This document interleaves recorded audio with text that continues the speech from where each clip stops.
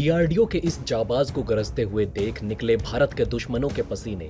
अब कैसे भारत के सामने खड़े होंगे चीन और पाकिस्तान। दरअसल दोस्तों बात ऐसी है जो भारत की शान को बढ़ा दे और दुश्मनों के दिल में खौफ। धीरे धीरे रण के क्षेत्र में भारत अमरता की तरफ बढ़ता जा रहा है और तबाह कर रहा है अपने दुश्मनों के नापाक मंसूबों को। भारत का डीआरडीओ दिखा दे रहा है कि अब उससे जो टकराएगा चूर चूर हो जाएगा। ये साल तो डीआरडीओ के साथ साथ भारत के लिए भी वरदान बन चुका है। जहां कभी साल में 4 बार भी हथियारों का परीक्षण नहीं होता था, वहीं इस साल में अब तक भारत 1 दर्जन से ज्यादा हथियारों के अनगिनत परीक्षण कर चुका है। आइए दोस्तों आपको बता ही देते हैं कि हम इतने खुश क्यों हैं। आखिर अब भारत ने क्या किया है।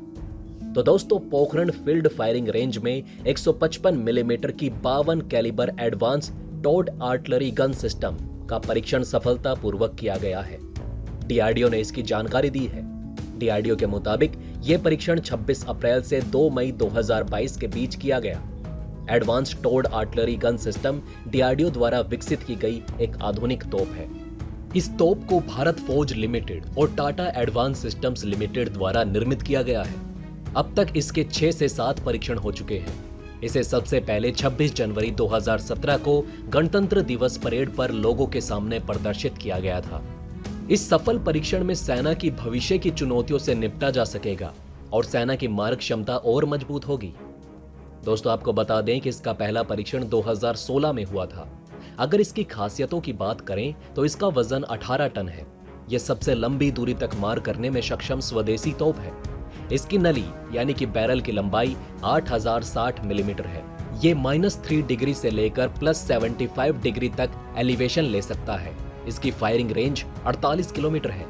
Advance towed artillery gun system को विकसित करने में करीब 4 साल लगे हैं। आपको बता दें कि भारतीय सेना के पास 155 mm की ये गन फिलहाल 7 है। पिछले महीने की 12 तारीख को टैंक विध्वंसक हेलिना मिसाइल का हेलीकॉप्टर के जरिए दूसरा सफल परीक्षण किया गया था।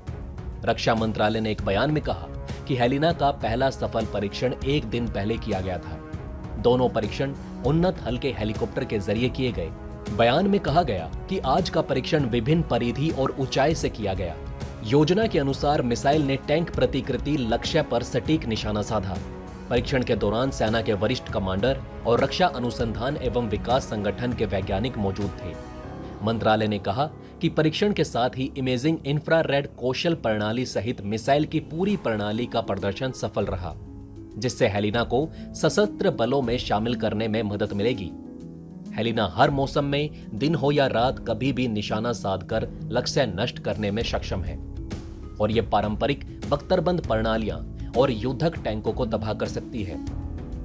एयर मिसाइल सिस्टम का भी सफल परीक्षण।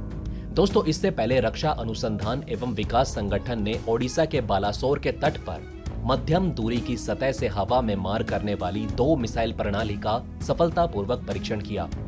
डीआरडीओ के सूत्रों ने बताया कि यह परीक्षण तेज गति से आने वाले हवाई लक्ष्यों के खिलाफ लाइव फायरिंग परीक्षण के तहत किया गया। उन्होंने बताया कि मिसाइल ने लक्ष्य को रोका और उन्हें पूरी तरीके से नष्ट कर दिया और दोनों ही रेंज में लक्ष्य को सीधे भेदने की क्षमता का प्रदर्शन किया गया। तो दोस्तों ये थी हमारी पहली खबर। आशा है इसे सुनकर आप में जोश आ चुका होगा।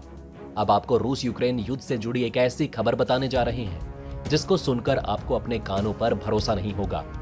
जी हां दोस्तों, आपको बता दें कि यूक्रेन का एक वीर जाबाज जंग में अभी हाल ही में शहीद हुआ, जिसके बारे में बताया जा रहा है कि उसने अकेले रूस के 40 फाइटर जेट्स को मार गिराया। जी हां दोस्तों, 40 फाइटर जेट, वो भी अकेले। भरोसा नहीं हुआ ना, तो हमें भी नहीं हुआ था। आइए दोस्तों इस वीडियो में दूसरी कड़ी में जानते हैं कि कैसे यह संभव है और कौन है यह महामानव जिसने यह संभव कर दिखाया। दोस्तों रूस ने 24 फरवरी 2022 को यूक्रेन पर हमला कर युद्ध की शुरुआत की। इस युद्ध के शुरू होने के बाद रूस के राष्ट्रपति व्लादिमीर पुतिन और यूक्रेन में उनके समक्ष वोलोदिमीर जेलेंस्की तो हर जगह चर्चा में रहे। जहां लोगों ने पुतिन की युद्ध को लेकर आलोचना की, तो वहीं जेलेंस्की की दृढ़ता को लेकर उनकी तारीफ हुई। लेकिन युद्ध और इन दोनों नेताओं के अलावा भी एक ऐसे कैरेक्टर की खूब चर्चा हुई जिसे लेकर अभी तक ज्यादा जानकारी नहीं थी। दरअसल हम बात कर रहे हैं घोस्ट ऑफ कीव की, या कहें कि कीव का भूत नाम से मशहूर एक लड़ाकू पायलट की। सोशल मीडिया पर इसकी खूब चर्चा हुई। लोगों ने उसे यूक्रेन का हीरो कहा। घोस्ट ऑफ कीव को लेकर कहा गया कि इसने रूस के 40 एयरक्राफ्ट को मार गिराया। हाल ही में घोस्ट ऑफ कीव की पहचान को भी उजागर करने का दावा किया गया। ब्रिटिश अखबार द टाइम्स ने अपनी रिपोर्ट में बताया कि मेजर स्टीफन ताराबाल्का ही घोस्ट ऑफ कीव है। यूक्रेन की सरकार ने मेजर को देश के सर्वोच्च सम्मान order of the golden star और हीरो ऑफ यूक्रेन से भी नवाजा। रिपोर्ट में यह भी कहा गया कि मेजर ताराबाल्का की 13 मार्च को युद्ध के मैदान में मौत हो गई थी। एक मीडिया संस्थान ने मेजर के माता पिता का इंटरव्यू लेकर उनके घोस्ट ऑफ कीव होने का दावा किया था, लेकिन अब इस मामले पर यूक्रेन की सरकार ने बड़ा खुलासा किया है। घोस्ट ऑफ कीव को लेकर क्या कहा गया? दोस्तों, यूक्रेन की वायुसेना ने कहा कि देश में सोशल मीडिया पर घोस्ट ऑफ कीव के नाम से मशहूर एक लड़ाकू पायलट के किस्से कुछ और नहीं बल्कि काल्पनिक कहानियां हैं। यूक्रेन के अधिकारियों ने हालांकि शनिवार को कहा कि पायलट से जुड़ी सभी कहानियां मनगढ़ंत हैं। यूक्रेन की वायुसेना ने फेसबुक पर कहा कि घोस्ट ऑफ कीव की रचना यूक्रेन के लोगों की कल्पना है। मीडिया की कई खबरों में मेजर स्टीफन ताराबाल्का की पहचान इस पायलट के तौर पर करने के बाद सेना ने यह बयान जारी कर सफाई दी है। वायुसेना ने शनिवार को एक बयान में बताया कि ताराबाल्का एक असली पायलट थे, जिनका निधन 13 मार्च को युद्ध के मैदान में हो गया था। मरणोपरांत उन्हें हीरो ऑफ यूक्रेन की उपाधि से सम्मानित किया गया था। वो घोस्ट ऑफ कीव नहीं थे। यूक्रेन के वायुसेना ने ट्विटर पर एक अन्य बयान में कहा कि कीव में घोस्ट ऑफ कीव के निधन की खबर गलत है।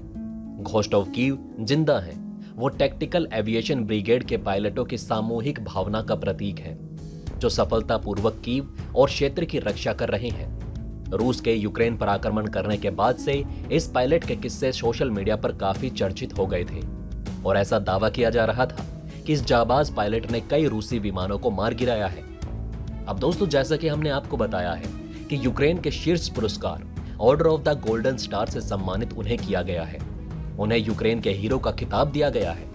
उनकी मौत से 2 दिन पहले यूक्रेन के जनरल स्टाफ ने कॉकपिट में बैठे इस दिग्गज फाइटर की एक फोटो शेयर की थी।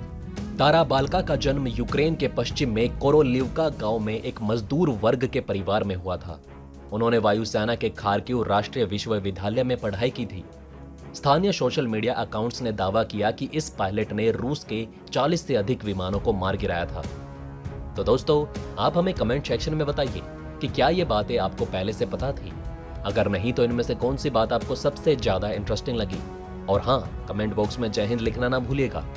तो दोस्तों, हमारे इस वीडियो में हमने आपको बहुत सी बातें बताने की कोशिश की। अगर आपको हमारी ये कोशिश अच्छी लगी हो तो प्लीज लाइक करें इस वीडियो को और इसी तरह की और जानकारी पाने के लिए सब्सक्राइब करें हमारे चैनल को। जितना हो सके इस वीडियो को शेयर करना ना भूलें। धन्यवाद। हम फिर मिलेंगे एक और इंटरेस्टिंग टॉपिक के साथ।